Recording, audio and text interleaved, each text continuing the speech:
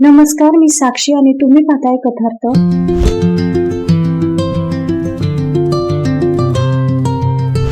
कोल्हापूर जवळील वाडी रत्नागिरी येथील ज्योतिबा मंदिर हे केवळ धार्मिकच नाही तर ऐतिहासिक दृष्ट्याही अत्यंत समृद्ध असे स्थळ आहे. मराठा साम्राज्याच्या काळात या मंदिराला विशेष महत्त्व प्राप्त झाले. इसवी सन 1730 मध्ये मराठा सरदार राणोजी शिंदे यांनी या मंदिराचे भव्य बांधकाम केले. त्या काळात शिंदे घराणे हे मराठा साम्राज्यातील एक प्रभावशाली घराणे म्हणून ओळखले जायचे आणि त्यांनी अनेक धार्मिक स्थळांचे जतन व विकास केला. या मंदिराच्या बांधकामासाठी बेसॉल्ट काळा दगड वापरण्यात आला आहे, जो सह्याद्री पर्वतरांगांमध्ये मोठ्या प्रमाणात आढळतो. त्यामुळे मंदिराला मजबूत व टिकाऊ स्वरूप प्राप्त झाले आहे.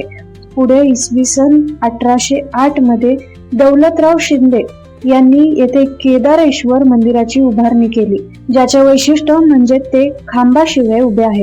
ही वास्तुशैली त्या काळातील प्रगत अभियांत्रिकी कौशल्यांचे उदाहरण मानली जाते. मंदिर परिसरात इतरही लहान मोठी मंदिरे, दीपमाळ आणि पुरातन वास्तू आढळतात, ज्यातून मराठाकालीन स्थापत्यकलेची झलक दिसते. पौराणिक दृष्टिकोनातून ज्योतिबा म्हणजेच केदारनाथ हा ब्रह्मा, विष्णू आणि महेश यांचा संयुक्त अवतार मानला जातो. अशी आख्यायिका आहे की महालक्ष्मी मंदिर येथील देवी महालक्ष्मीला राक्षसांचा नाश करण्यासाठी मदत म्हणून ज्योतिबांचा अवतार झाला. त्यांनी रत्नासूर व मल्लासूर या राक्षसांचा संहार करून या परिसरात धर्मस्थापना केली आणि वाडी रत्नागिरी हे त्यांचे निवासस्थान झाले. म्हणूनच या डोंगराला धार्मिक दृष्ट्या अत्यंत पवित्र मानले जाते. इतिहासात असेही दिसते की पेशवाईच्या काळात आणि नंतरही या मंदिराला अनेक दानधर्म मिळाले. विविध मराठा सरदार, स्थानिक जमीनदार आणि भक्तांनी मंदिराच्या देखभालीसाठी जमीन, धन आणि इतर संसाधने अर्पण केली. त्यामुळे हे मंदिर केवळ श्रद्धेचे केंद्र नसून सामाजिक आणि आर्थिक दृष्ट्याही महत्त्वाचे केंद्र बनले. ब्रिटिश काळातही या मंदिराची लोकप्रियता कमी झाली नाही. उलट यात्रेच्या निमित्ताने मोठ्या प्रमाणात लोक एकत्र येत असल्यामुळे हे एक सामाजिक एकत्रीकरणाचे ठिकाण बनले.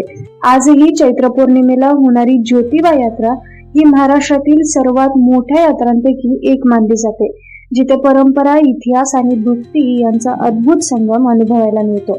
अशा प्रकारे ज्योतिबा मंदिर हे मराठा इतिहास, पौराणिक श्रद्धा आणि सह्याद्रीच्या नैसर्गिक सौंदर्याचा एक अद्वितीय संगम आहे, ज्यामुळे ते महाराष्ट्रातील एक अत्यंत महत्त्वाचे तीर्थक्षेत्र म्हणून ओळखले जाते.